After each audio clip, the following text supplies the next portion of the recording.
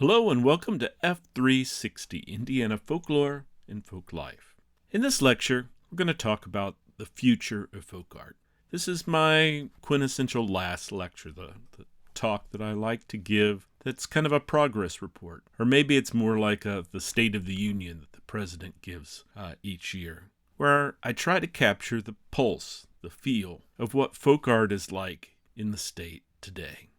Throughout this course, we've been looking at the different ways that traditional arts are ways that communities and groups express their identity and maintain their cultural heritage. We talked about people like Jim Cooper, the hoopnet maker, and Danny Kain, who worked to keep their tradition alive. Jim Cooper said, "I don't want to take this to my grave," when he found out that he had cancer. And he taught it to Danny Kain. Danny has since gone on to take on apprentices of his own, and has taught his sister how to do it, and his son-in-law how to do it, and is working with his grandchildren. In many ways, because of that interest in trying to continue that traditional art, it has been facilitated to the next generation. So where Danny Kain kind of came in at the last and made sure that that tradition continued in his home community down in New Harmony, Larry Haycraft and his son Samuel continue a long tradition, 5 generations of making hoop nets. When I first met Larry, he told me that none of his children had any interest in making nets. We started doing public programs with Larry to try to see if there was anyone around that was interested in learning more about this old traditional craft in Indiana. Larry came to several festivals, and he'd bring his son along with him. At first, his son didn't pay much attention, but before long he started showing interest, since all the other people were interested in it. And since then, Samuel has become quite the net maker. In fact, he apprenticed himself to Larry and made the family oval hoop net, a really complicated style of hoop net that had probably not been made in the state of Indiana in over 30 years. It's always rewarding when we're able to see that these community and family traditions continue. But things continue to change. We heard the story of Joe Rice and his glass work. Well, Joe just retired. He's over 65 now. His children all have professional careers. And while they're interested in glass and may learn some of it, probably the family tradition of working hot glass professionally has come to an end. However, Kerry Zimmerman has taken on apprentices both in his family and outside his family, ensuring that the craft will pass on to the next generation. We talked about the split rail fence makers of Brown County. A tradition that's been around for a long time has been passed on to the next generation. In this way, these old-timey crafts seem to take on new meaning and continue to be a vital aspect of cultural life. However, people like Dee Neerman and her niece Margaret Lucky, they don't have children, and the 5 generations of weaving rag rugs in Brownstown could very possibly come to an end sometime in the next few decades. While that older tradition of weaving in Indiana may be threatened, there's always new traditions that are being brought to Indiana, as we've learned in this class. Sung Min is a chin weaver up in Southport, Indiana, and she makes these beautiful textiles for her community. Also, Marcos Batista is a Zapotec weaver who just got a new loom shipped to him from Mexico, from Oaxaca, so he can continue his family tradition of weaving these incredible blankets and rugs. So many people are continuing family traditions, reviving them, making them new. People like Katrina Mitten has revived the traditional art, as we learned about in our lecture on diaspora.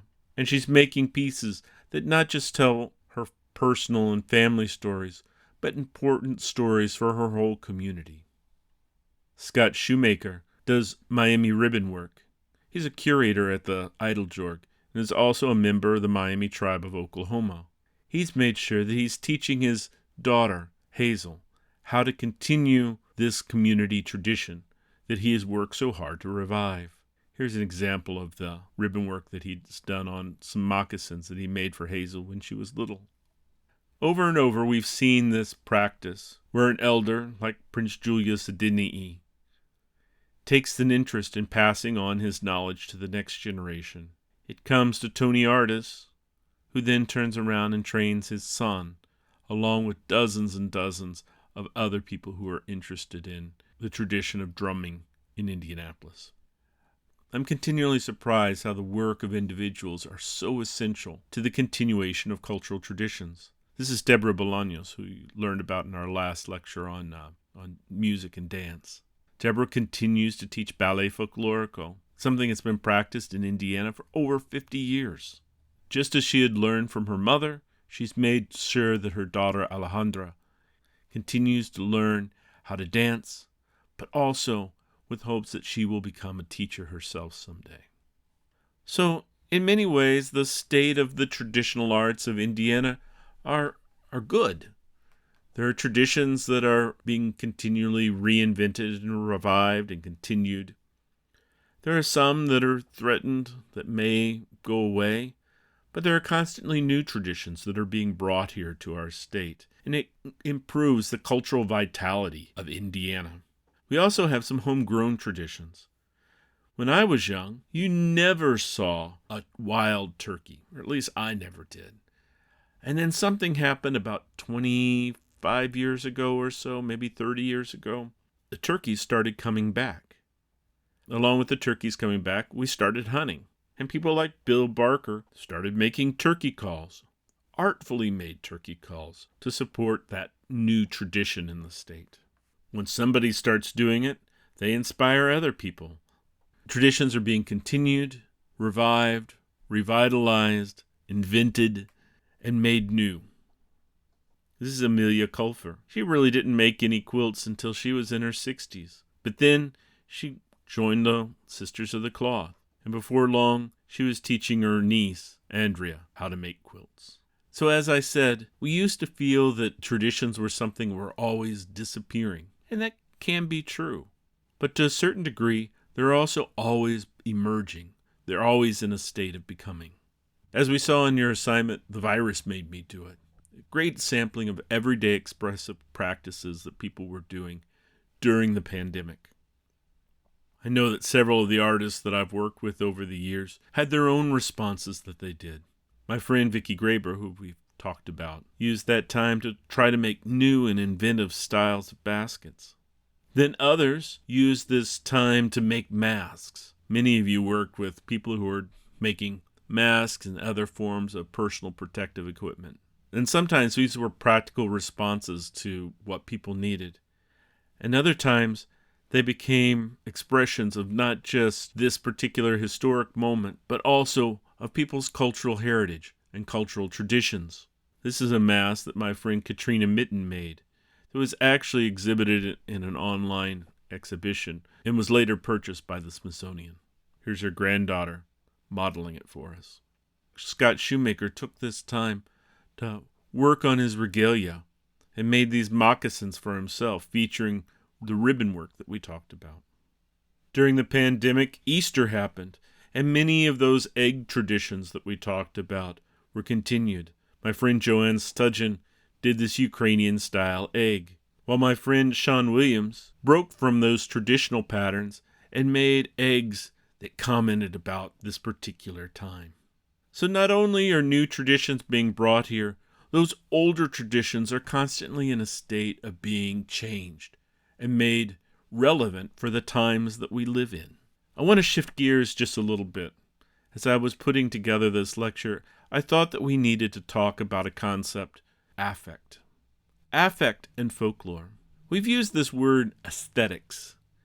We can relate that to this idea of something being good or something that speaks to the senses. Think about anesthetic as something that dulls the senses. Aesthetics is something that livens the senses.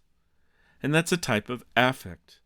When we see Katrina's baskets, we can look at them and we can say, boy, those are beautiful.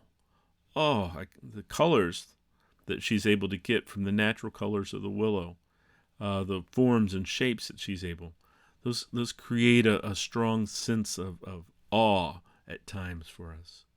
But there's another type of affect that happens too. These are the things that we're talking about.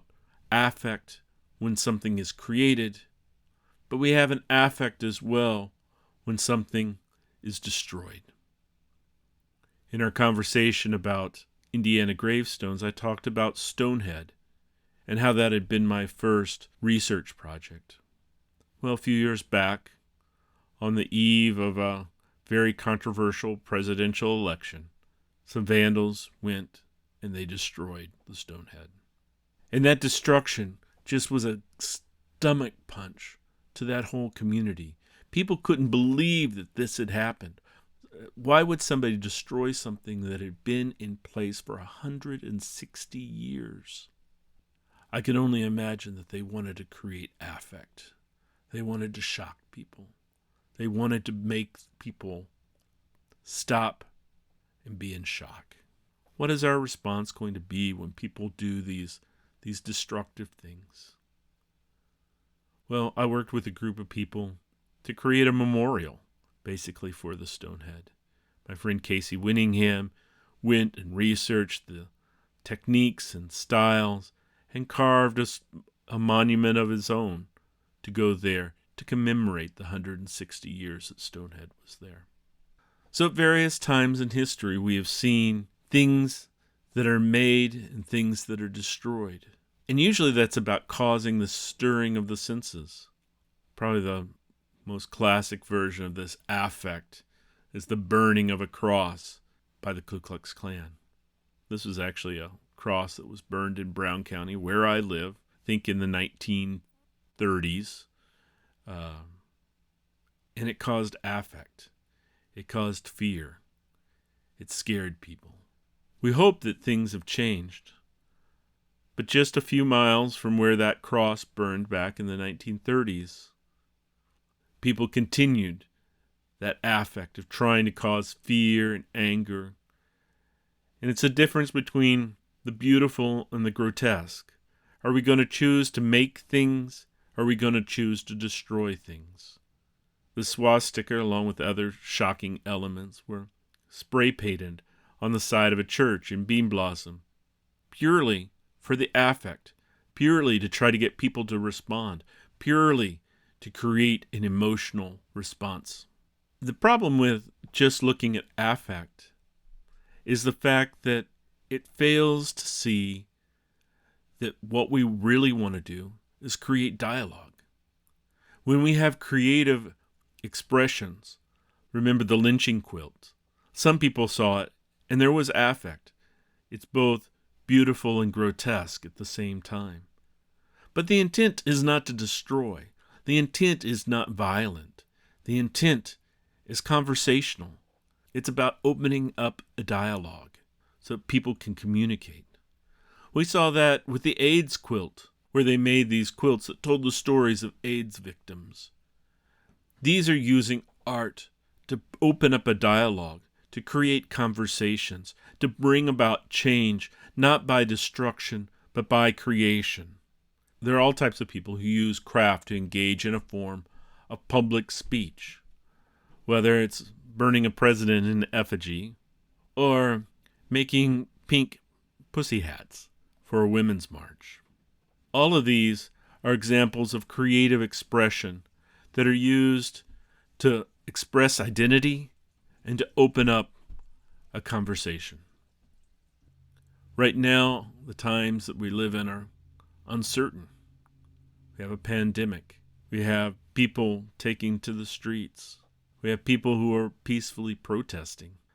It's too close and too soon for me to make too many comments in a class like this where it's very unidirectional. But I want to remind people that when you see art, when you see people expressing their identity, it's a way for them to say, we want to open up a space where we can talk. It's important not to shut that space down, but to recognize it as the creative effort that it is to create dialogue. So there it is. There's my last lecture. I encourage you all to look around you, find those things that liven your senses. Try to surround yourself with creative practice and to use the lenses that I've tried to give you over the course of this class to look at the world around you and understand the expressive practices of everyday people in Indiana and beyond. I want to thank you all for slogging through this online course. It's been very hard for me to try to communicate with you all in this one-way direction, but I hope that you've enjoyed it.